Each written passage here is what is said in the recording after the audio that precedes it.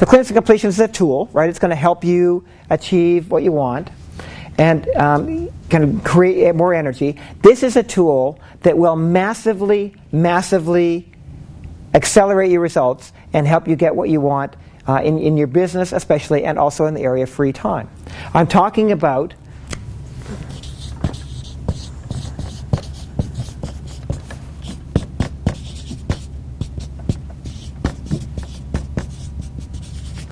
what does it say, please? Nice and loud. ProCoach time system. The ProCoach time system. Now, how many of you have read the information on the time system? Okay, a few of you. How many have worked through the exercises in it? Okay, Krista, good. So, do you understand that time is one place on this planet where we are all created equal? So you have exactly the same amount of time in your life today as the President of the United States and as the bagman on the street in front of the hotel. We've all got the same amount of time. It's what we do with it that makes a difference in terms of achieving our goals and going where we want, right? So there's this whole belief in our Western society and our business. We talk about time management. How many of you really believe it would? You need to be a better time manager. Yeah, yeah. And you know what? There is actually no such thing as time management. How do you manage time? You can't, right? So time management, the whole word is actually a misnomer. Right? So what do you really need to do? What kind of management are we talking about? Priorities. Prioritize, which is self-management, right? It's about, you've got a certain amount of time. How are you going to manage yourself to get maximum results or get whatever it is you want with that time you have? So as soon as we talk about it as self-management instead of time management, at least the buck stops where it needs to stop, which is with you. Okay, so that's the first step in this whole process. So now, when it comes to entrepreneurs, which all of us in this room are, here's what I've noticed is that the time, well, right now we live in a world and we have how many days in a week? 7. We've got 7 days in a week, and those are broken down into 2 different kinds of days. Weekdays and weekends. Weekdays and weekends, right? So let's draw this out here. Yeah.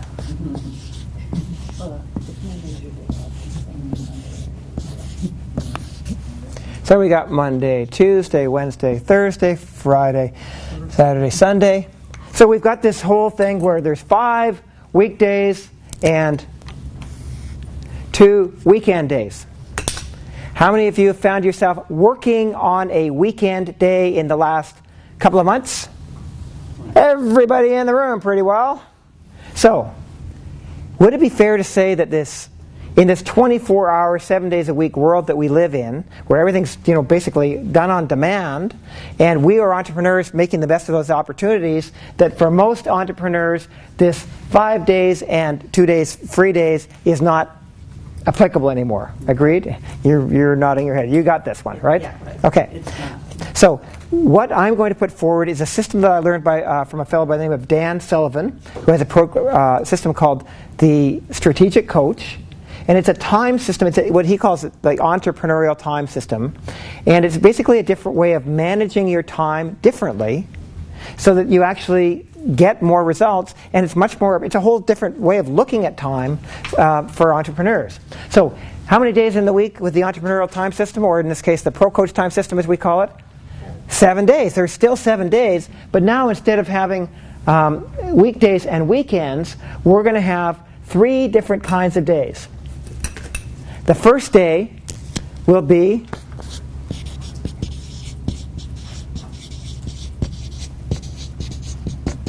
a freedom day. A day when you're totally free. Okay, we'll write them down, then we'll go back and look at each one a little more. The second kind of day you will have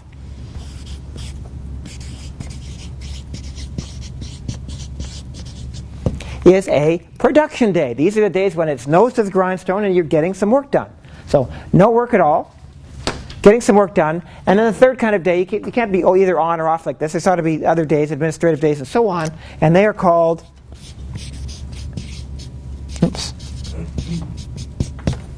flex days.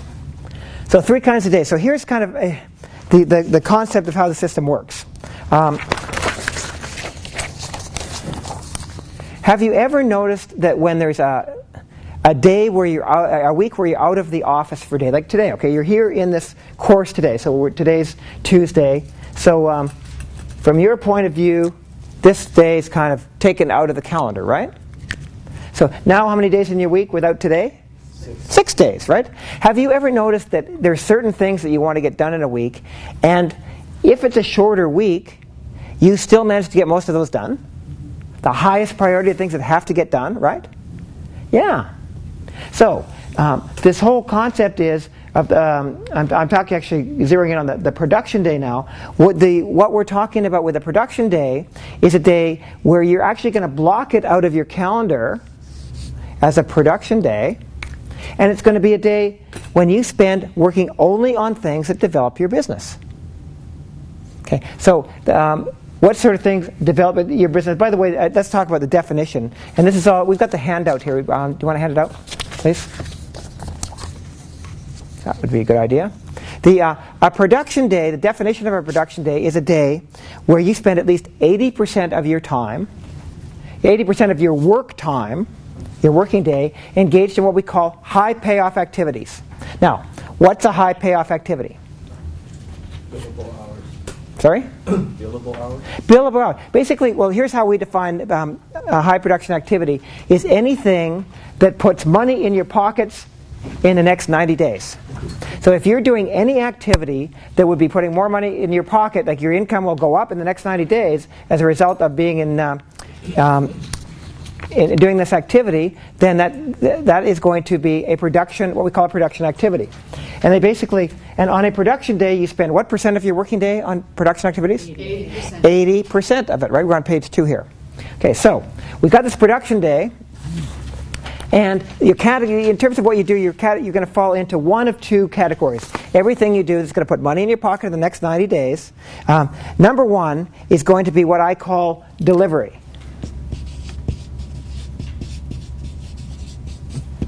So is there anybody who gets paid, works on projects and gets paid by the hour in here? Yeah, so when you're doing, if you put more time in and you work more hours, what happens to your income? It goes up, right? So if you're delivering and getting paid by the hour, like you do, Nancy, when you're working on the phone, that's a production activity. You're delivering directly to the client, and the more delivery you do, the more money you make, the more goes in your pocket. Right? So that's the one-sided kind of production activity. So it would be pay per hour stuff. It would be if you're working on projects, it would and stuff like that. The second activity, which would be also considered a production activity, is what I call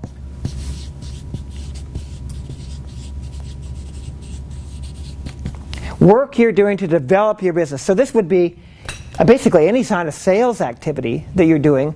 The more sales activity you do, the more it's likely to increase your sales, the more money you're going to make, yes? Hopefully anyway. So making sales calls, would writing a proposal be a production activity?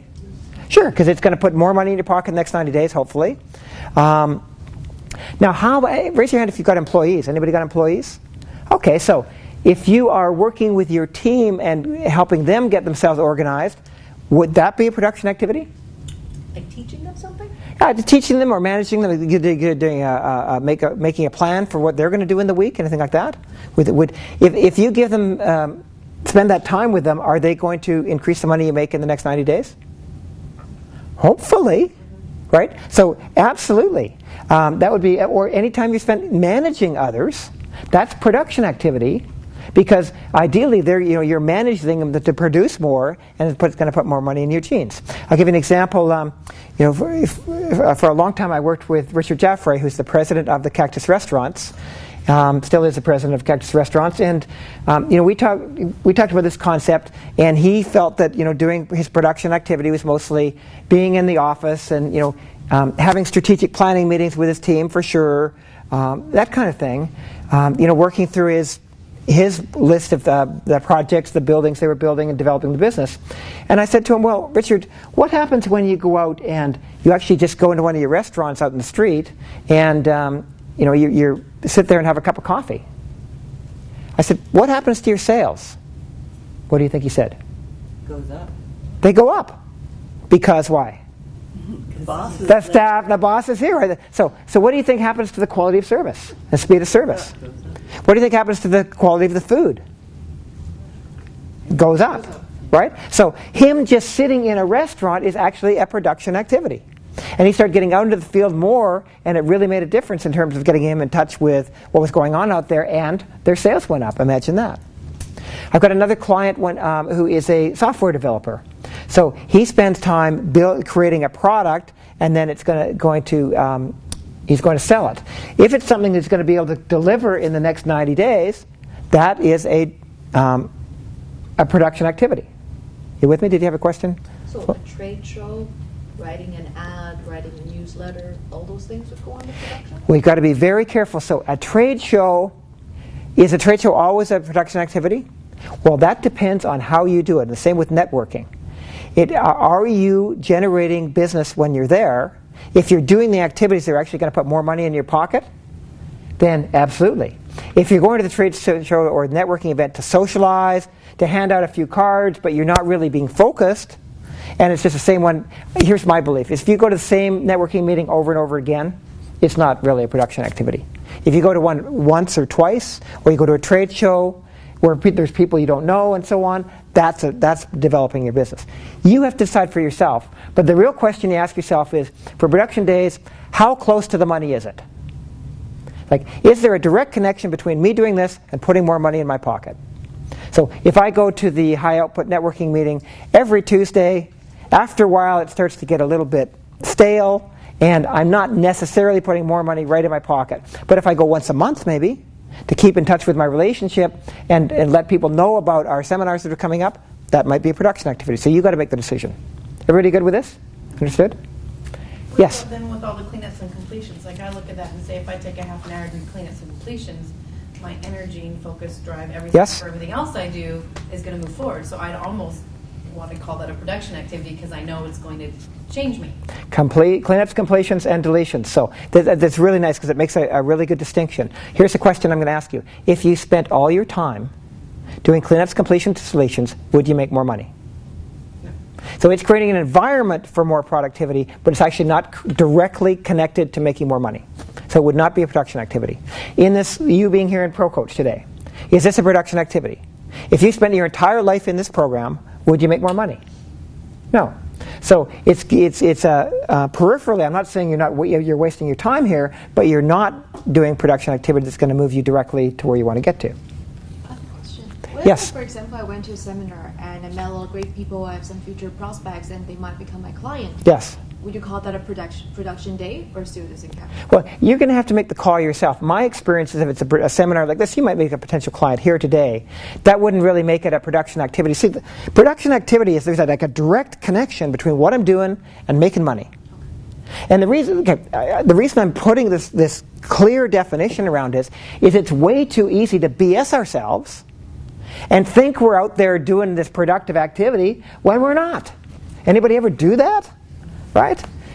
I remember when I used to be in sales, and when sales were not going so well, I used to drop by my favorite client or call them up and have a chat. Right? And was I doing sales activity? I mean, technically yes, but was I doing production activity? No. I mean, I was, I had the idea that I'd sell something more over time. I was building a relationship. I want to see a direct connection between what you're doing and making more money. Okay? So a clarifying question would be something like what you said. If I did this all day, would I have more money in my yes, pocket? in the next 90 days. And if the answer is yes, then it would fit in the production. Right. Yes, that's right. So let's talk about the question we had around, is that a newsletter, writing a newsletter. Will you make more money writing that newsletter? If you've got a promotion in there, if you've got a direct response ad that says, sign up for my discount package or whatever, then it could well be a production activity.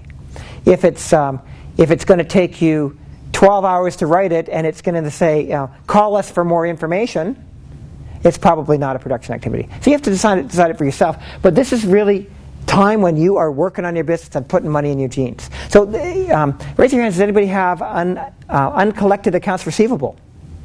Okay, so with those, if you get into those collection calls, is that a production activity?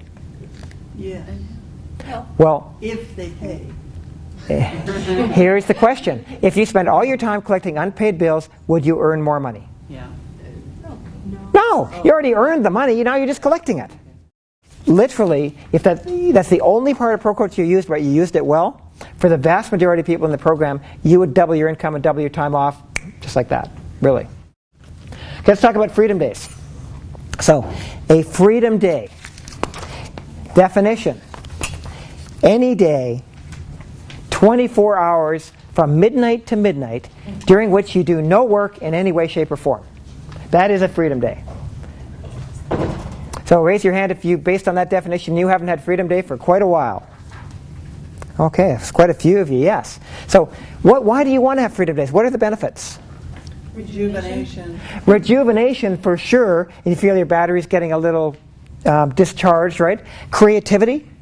Isn't it true that after freeing your mind, there's more creativity? For sure. Get the joy back. Yeah. Well, besides that, what did we say was the one thing that entrepreneurs most want? Freedom. You know, here's what happens. One thing they don't have. What happened when we started our businesses, our vision was that we'd have a business and we'd have the freedom and flexibility. We'd make some money, so we'd have more choices, financial choices we could make, and we'd have the time to enjoy that money. And what really happened is that somewhere along the way, the tail started wagging the dog. Right? And so now you want to reclaim your freedom time. And it really can be as simple as just reclaiming it. Now, in the workbook here, there's all sorts of, there's a full explanation of what freedom days are, and there's also strategies for you on how to create freedom days. But the bottom line is, you mark it in your calendar, and you stick with it.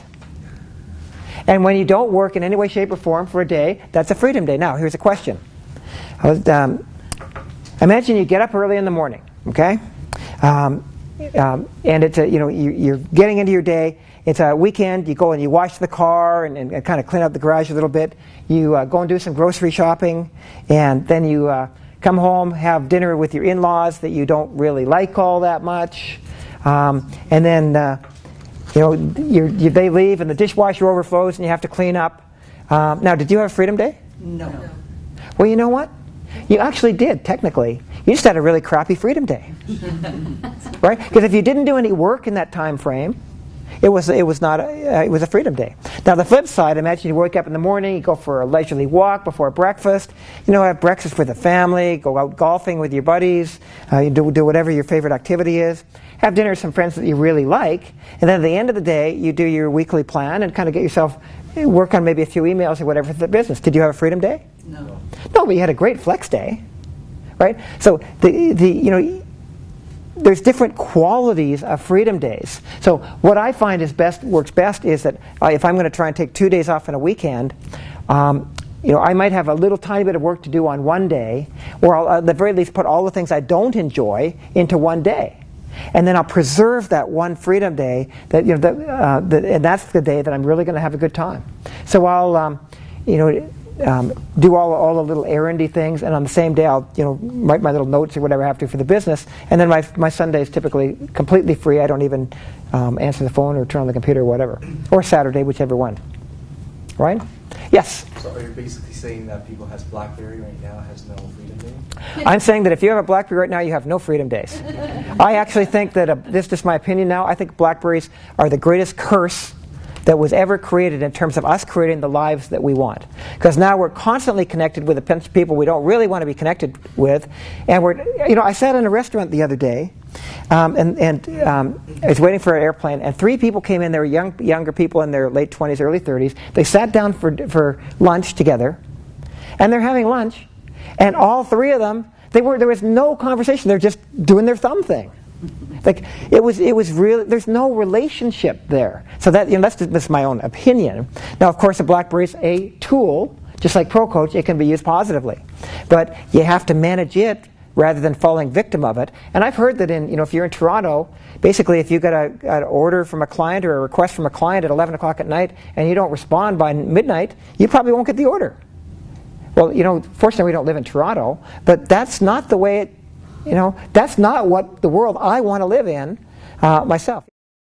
Here's what I found. In order to have good production days and good freedom days, you have to have Flex days. These are the days when you do the things like balancing the bank book or making the deposit or cleaning up your office or doing your quarterly plan or whatever it is that are doing the paperwork, responding to email. Now, you can do a little bit of email even on a production day because you've got 80% of your time is going to be production activity. There's still windows there for you to other things.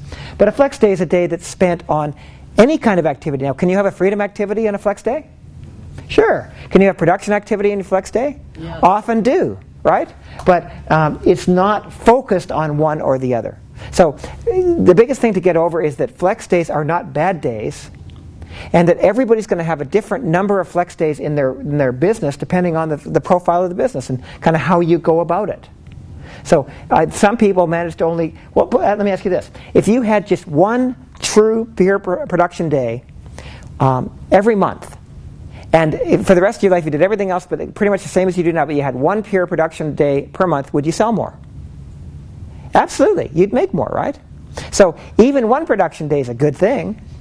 So now you just got to look at your own life and work it in terms of how can you utilize this. Again, it's a tool. It's the buffet. You pick and choose what works for you. All right? So in this workbook, which is in the white program binder, is the time system. And I strongly, strongly encourage you to complete the exercise in here and practice using it. If you follow the system, you will be stunned. It depends on your situation, but for many of you, you'll be stunned at the increase in productivity. Yes? Okay. So, bottom line, it's a tool, and if you use it, you're going to get results. And if you don't use it, basically keep on doing what you're doing. You're always going to keep on getting what you're getting now. So it's your choice. But it's a very, very powerful tool for you.